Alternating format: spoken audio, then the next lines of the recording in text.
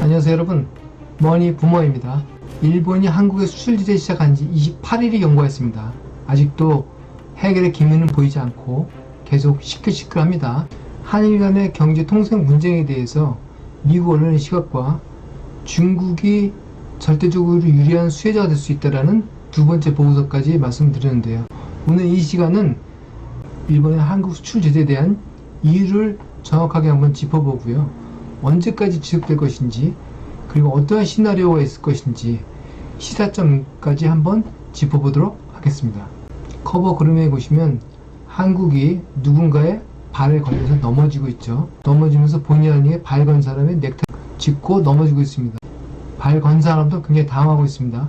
발 건 사람 누구인지 여러분들이 한번 짐작해 보세요. 그리고 그 앞에 전세계 IT 산업이 굉장히 당황스러워하고 있고요.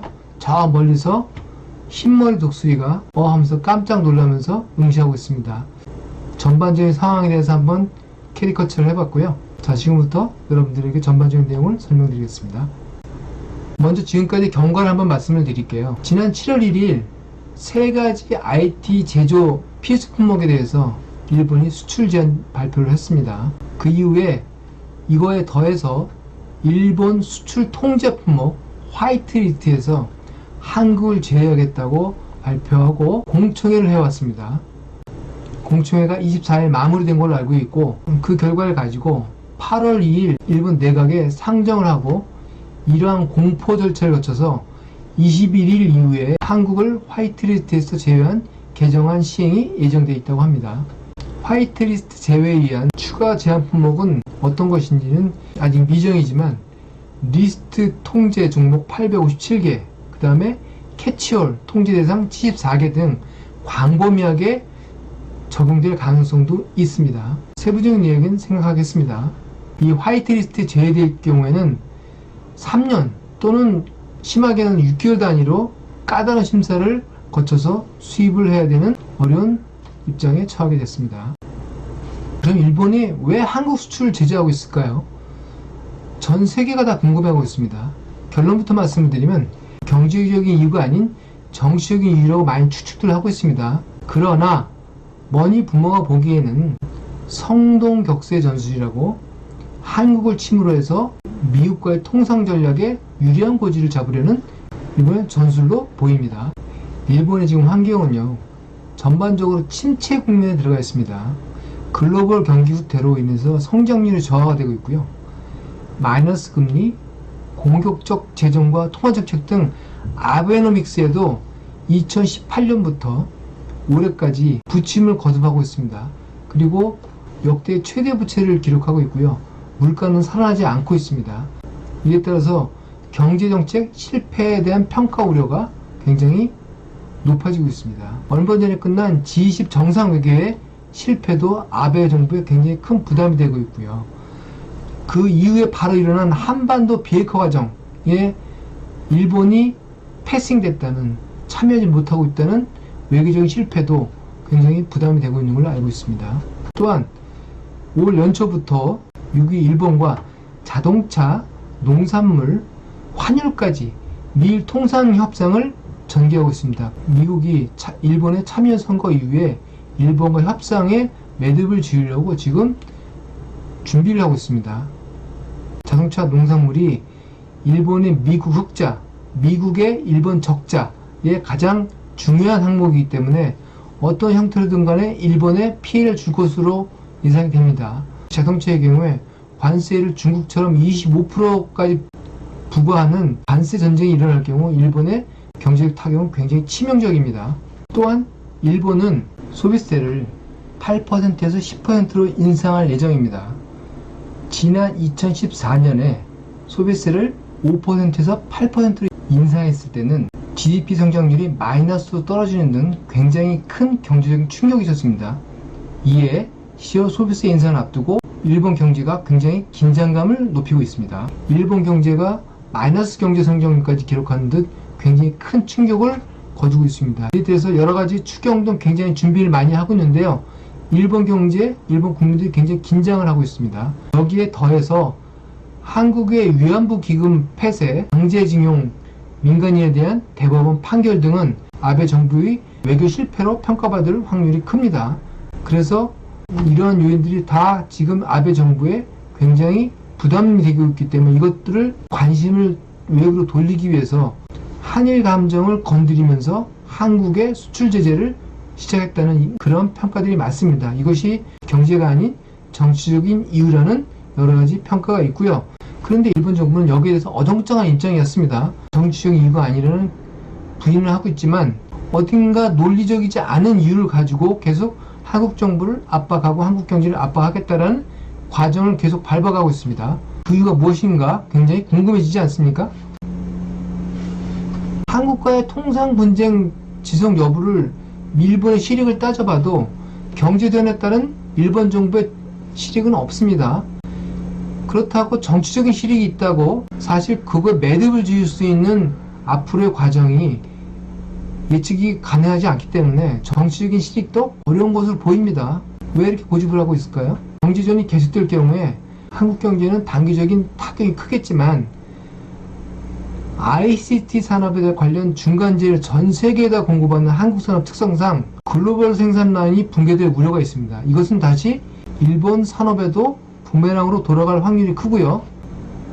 특히 이런 글로벌 ICT 산업의 생산 라인을 붕괴시키면서 4차 산업 등 첨단 산업 발전을 저해할 것으로 미국이나 G7 선진국가들이 예상될 경우에 일본에 쏟아질 포화는 불보듯이 뻔합니다.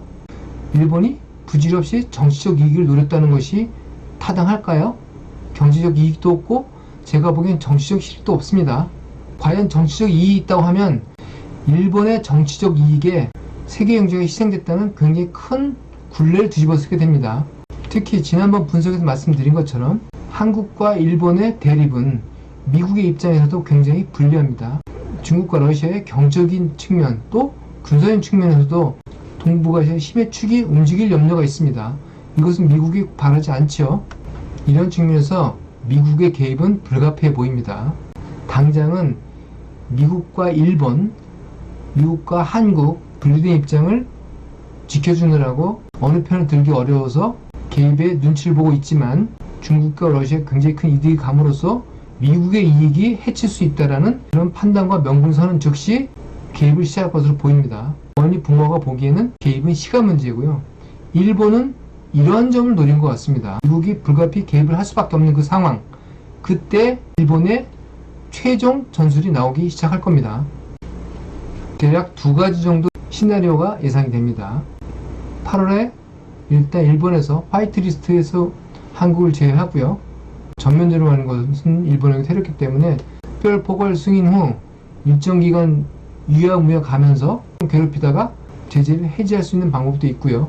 그렇게 되면 연말에서 연초까지 시나리오가 이어지고 당장 미국이 개입을 해서 8월 중에 일본이 미국으로부터 통상 전략상의 이득을 획득을 하면 아마 바로 한국에 대한 수출 제재는 해지될 것을 봅니다. 대략 그러면 3분기까지 해지되지 않을까라는 추측을 해봅니다. 일본은 자동차 농산물 환유협정에서 협상 이득을 어떻게든지 얻어내려고 할 겁니다. 한국이 미국의 한반도 비핵화와 관련해서 긴밀하게 연결되어 있다. 약점을 알고 한미일 동맹을 유지할 테니 우리한테는 통상 이익을 좀 달라. 대신 그 부분은 한국에서 보상을 받아라. 뭐 이런 전략을 추측해 볼 수 있습니다. 어떠신가요? 한국은 한반도 비핵화, 한반도 평화협상 때문에 굉장히 미국의 말을 안 들을 수도 없고요. 한국은 미국과 FTA를 일찌감치 끝내놨기 때문에 통상 분쟁 문제는 없습니다. 다만 여러 가지 새로운 문제를 만들어서 이익을 받아갈 수 있겠죠. 벌써 한국을 개발도상국 지위에서 제외시키려고 하는 움직임이 뉴스에 나오고 있습니다. 뭔가 움직임이 보이지 않습니까? 일본이 한국을 제재해서 압박을 하고 꼼짝 못하게 만들고 미국이 일본에 봐주는 척 통상 이익을 물려주고 그 부분만큼 한국에 요구를 해서 한국이 부득이하게 들을 수밖에 없는 상황. 결국은 일본은 경제적 이익을 얻을 수 있는 것이죠. 머니 부모의 추측입니다. 일본의 한국 수출 제재는 미일 무역협상에 유리한 이익을 얻어내기 위해서 일본이 계획적으로 만들어낸 통상 전술이었다. 결론적으로 일본의 한국 수출 제재는 미일 통상협상의 성동 격서 전략으로 예상이 됩니다. 그렇기 때문에 한국이 일본의 통상 이익에 대한 경제적 보상을 결국은 합의함으로써 연말이든지 연초든지 합의하는 단계에서 끝날 것이다. 미국을 중심으로 해서 WTO, IMF 이런 것들을 세계기구를 만들어서 비교 우위에 의한 자유무역 시스템을 만들었습니다. 그런데 지금은 수시로 국가 간 자국 이익 우선의 경제 폭력이 공공연하게 시행이 되고 주고받는 세상이 됐습니다. 과거에는 순진하게 글로벌 교역 시스템을 너무 철저하게 믿고서 우리가 대비를 하지 못한 것도 굉장히 뼈아픈 점입니다. 앞으로는 국내 중소기업의 R&D 지원을 해서 다양한 부품, 소재 산업들을 육성을 해서 내부화하고 일정 기간 키워놓으면 이러한 외부 충격이 있을 경우에도 대기업들도 자기 충격을 줄일 수 있을 것입니다. 산업의 보험망을 만들어 놔야 되는 것이죠. 전혀 기술도 육성 안 하고 기초적인 시스템도 만들어 놓지 않으면 결국은 그 틈새를 누군가는 경제적 이익을 취득할 누군가는 힘센 자가 와서 뺏어가게 되어 있는 것입니다. 이것이 일본의 한국 수출 제재 사건에서 얻을 수 있는 중요한 시사점이라고 생각이 됩니다. 전희 부모의 생각에 어떻게 공감하시는지 모르겠습니다. 일본의 한국 수출 제재 사건을 계기로 한국 국민들이 극일 문제를 놓고서 똘똘 뭉쳐서 여러 가지 이벤트를 벌리고 캠페인을 하고 마음 하나로 만들 수 있었던 것은 굉장히 큰 민족적 정서 측면의 수확이라고 볼 수 있겠습니다. 이제 머니 부모가 드로잉한 커버 그림 뜻을 이해하시겠습니까? 저기 멀리 흰머리 독수리가 계기파로 날아온 순간 바로 일본은 자기 이익을 얻고 조용해질 것으로 보입니다. 곧 8.15 광복절입니다. 정치적 군사적으로는 우리가 자력으로 독립을 하지 못했지만 정치적으로는 우리도 독립을 해야 되겠다는 생각이 듭니다. 그때까지 또 한 번 이용당하지 않도록 많은 준비를 경제계에서 해야 될 것으로 보입니다. 지금까지 경제와 금융에 유익한 정보를 드리는 머니 부모였습니다. 감사합니다.